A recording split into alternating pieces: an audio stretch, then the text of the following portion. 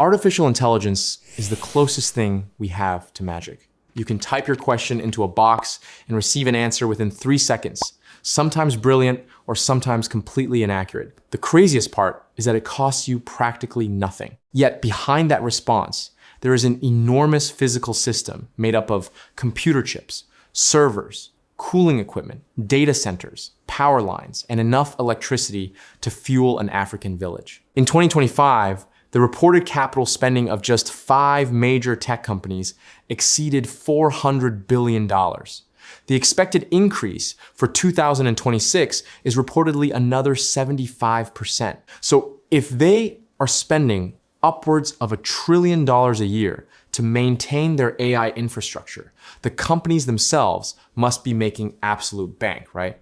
This is where the story gets weird. Even some of the richest companies ever created are increasingly turning to bonds, leases, private credit firms, and special financing vehicles to pay for it. We know that AI is part of our future. The real question is whether it is making money quick enough to repay the massive financial machine running behind it. AI may look like software, but every response depends on physical infrastructure. In 2024, the data centers housing all of this tech consumed roughly 415 terawatt hours of electricity.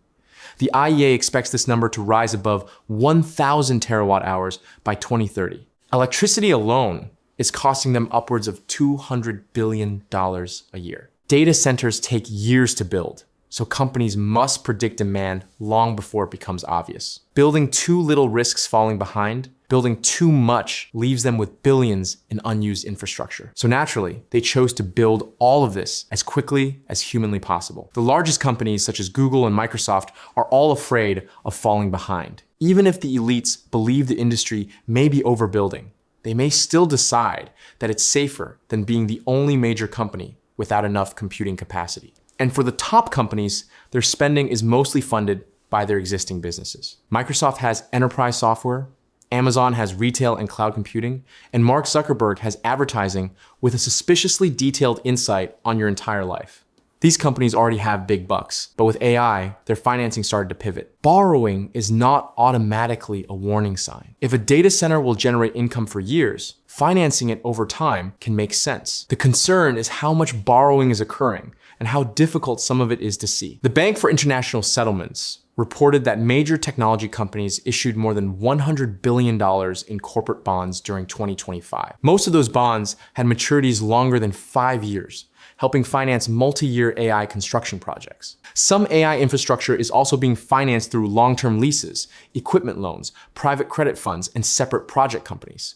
And this is where the story begins turning into financial onion. Every time you remove one layer, you discover another company underneath it holding a loan agreement. An example of this is the special purpose vehicle trick. A separate entity raises money and builds the data center. The technology company then leases the facility or buys its computing capacity. The debt belongs to the separate entity rather than appearing as ordinary borrowing by the technology company. The BIS calls arrangements like this shadow borrowing, because the economic obligation can still resemble debt. One of the best examples of this system is the company CoreWeave.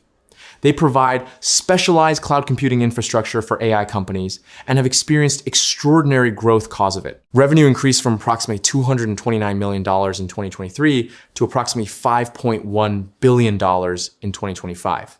Supplying this demand requires them to purchase enormous quantities of GPUs, servers, and networking equipment. By the end of last year, they reported around $22 billion in total debt. Yet they only generated $5 billion last year, and their net interest expense was around $1.2 billion.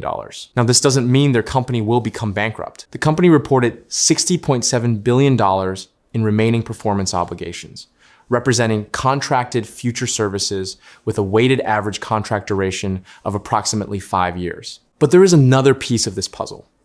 Microsoft represented approximately 67% of CoreWeave's 2025 revenue. CoreWeave may have enormous demand, but much of its business is concentrated in a few bigger businesses. If one of them decides to develop more infrastructure internally or reduces its expected AI spending, CoreWeave's financial obligations cannot simply disappear. The lenders still must be paid. You could dismiss CoreWeave as one aggressive growth company, except similar pressure is appearing at Oracle. Oracle generated $32 billion in operating cash flow, but after its infrastructure spending, free cash flow fell to negative $23.7 billion.